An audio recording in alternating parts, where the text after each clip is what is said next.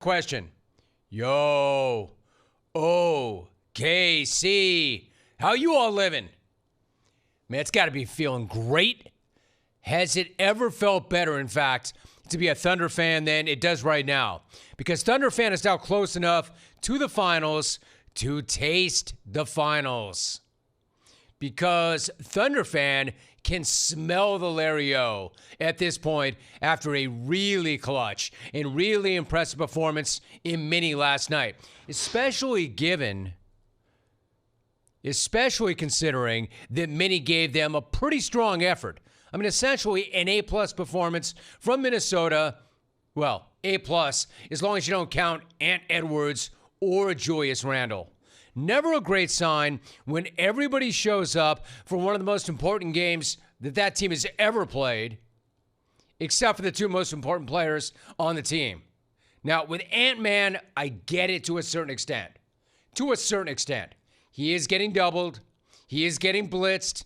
They're running that double team at him. He's doing what they want him to do, allegedly. You know, pass out of the double team. Make the right basketball play. At least that's what he says. At least that's what he thinks.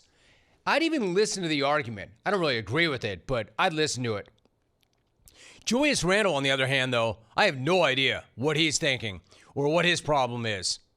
But with Ant, it's pretty clear what's going on. At the same time, at some point, Ant-Man has to impose his will on this series. Has to.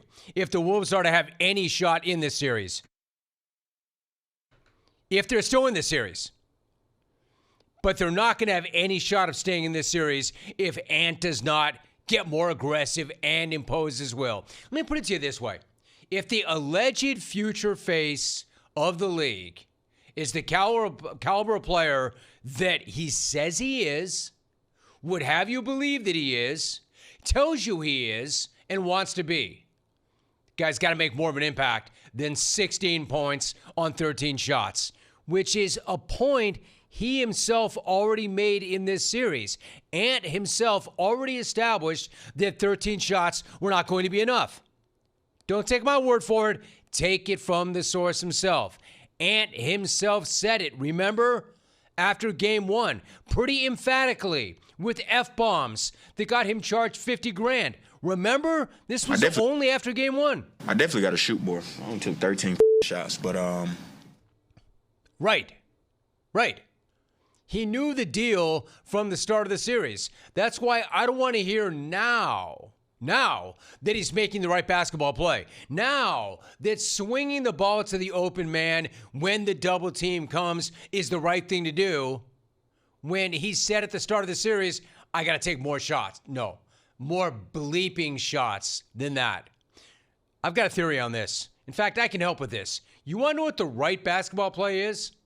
You want to know what the right basketball play is when you're a generational talent? The one where you take over, impose your will, and become a killer and not a facilitator. That's the right basketball play, especially for that guy. Not only the right basketball play, but the right mindset. Kill or be killed. You know, a GOAT mindset. Bah! This dude's got to get his shots up, period. And he knows it. Or at least he did know it. Which is why I have no idea what changed between game one and last night's game. But this is what he had to say on that very topic after it was over. I don't look at it like I struggled or he struggled. They had a good game plan, making us get off the ball. Especially for me, man, it was super in the gaps. I made the right play all night, so I don't really look at it like I struggled. I didn't get enough shots to say I struggled, so that might be how you guys look at it, but yeah, I didn't struggle at all. It's just I made the right play. Quote, I didn't get enough shots in order to struggle. Nah, dude. You're not getting enough shots up is struggling. Your inability to even get a shot off is the very definition of struggling. This is the whole point. And you know I'm right, because you said it yourself after game one. You said, I definitely got to shoot more. I only took 13 effing shots. 13 shots, but Right. The same 13. that you had last night, but now you're not struggling. So suddenly with the team on the verge of elimination in a must-win game, because they had to have that game, 13 shots is okay now? 13 shots is fine now, so as long as you find the open man? No, I think, my man, you had it right the first time. You can't be the alleged next face of the league and a transcendent generational talent, and certainly the face of your franchise, and then say, hey, man, don't look at me. Especially after you got all that love from leading from the front after game 3, right? He was on the airplane, letting everybody know everything's fine, we're good, we're positive. Pulled aside Julius Randle and said, hey, man, keep your head up. Like, he was getting a lot of positive run for that. Leading from the front. And now he's saying, hey, not on me. I did my job. I didn't struggle. That's what you guys think. I did what I was supposed to do. Move the ball, find the open man, get other guys involved. Don't blame me. Yeah, well, the problem with that is the rest of the supporting cast did play pretty well. So it's a real issue if the top 2 don't get anything done, but everybody else does. Now, you might try and argue, right, Rome, the theory is make them beat us. Take away the top 2. But the problem is, Ant has put up numbers in this series, and he's had 2 really bad games. Minnesota did get 22 from Jaden McDaniels. They did get 23 from Gilgeous-Alexander Walker. They did get 21 from Dante DiVincenzo, who couldn't miss. And those dudes combined for 13 three-point makes. So how do you lose that game? How do you lose that game when you're at home and it's a must-win game and you're getting that kind of productivity from those guys? I could tell you how. You lose that game when Ant-Man only gets up 13 shots, only has 16 points, only makes 1 3. Oh, and they can't keep anybody off the offensive glass, and they can't take care of the ball. That's a problem. But you know what was a real problem, too? They got nothing from Julius Randle. Nothing. Completely no-showed another game. I mean, what is the deal with this dude? I couldn't believe how well he was playing for most of the playoffs, and now I can't believe how horrendous this guy looks. Nothing in the second half. Again, 0.0 points. I mean, worthless in crunch time in the series. He has scored 5 points. Or he did score 5. Minnesota lost by 2. All they needed to win that game was anything from this dude in the second half. Anything. They get anything from this guy, and they win that game. And then you're 2-2 going back to OKC, and we have a legitimate series. Then you have all the mo, right? Then the pressure swings back. But instead, and again, anything. They get anything from this guy to win that game. Instead, they get nothing. Jules is like Willy Wonka-ing his own teammates. You get nothing. You get nothing. You lose. 0.0. You lose. You lose. We lose. You get nothing. Nothing. You get benched again. Good day, sir. Good day, T-Wolves. As always, though, I don't want to take anything away from the Thunder and their swarming defense and their energy and their depth. The depth that is really starting to show up, too, because right now it's not just SGA. And again, wasn't that one of the questions? Well, who besides SGA do they have consistently that they can rely on? Are they a championship team until they have somebody else that they can consistently rely on outside of SGA? Well, they found him. Jalen Williams. Now, I'm not saying this just happened overnight. He's been there, but man, did he show up when they needed it. As good as we've seen him, that was the best we've seen him last night. He had a playoff career high of 34 and some huge crunch time buckets. I'll tell you another dude, Chet Holmgren. Man, he is getting better and better and better and just keeps coming on in the playoffs. And he might have also had his best game so far last night.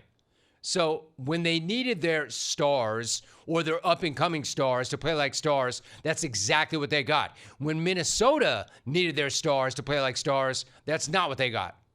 Now, I don't think I'm ready to call this a new big 3 in OKC, but I'm almost there.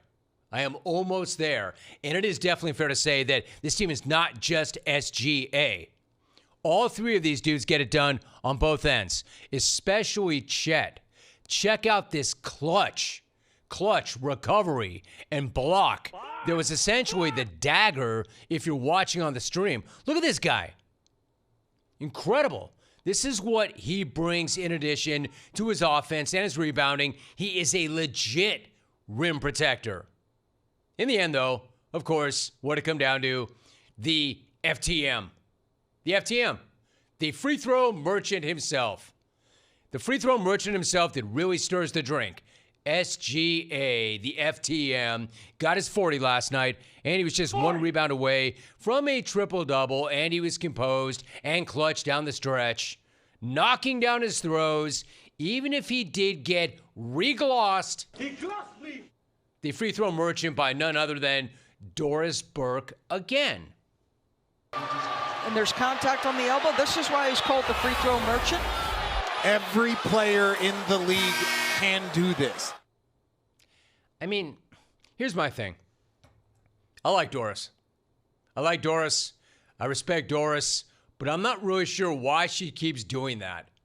Either she is taken to trolling, or somehow she doesn't understand that the entire internet is trolling SGA when they call him that. Although you would think that she would figure that out when the entire arena starts chanting free throw merchant whenever SGA gets to the line.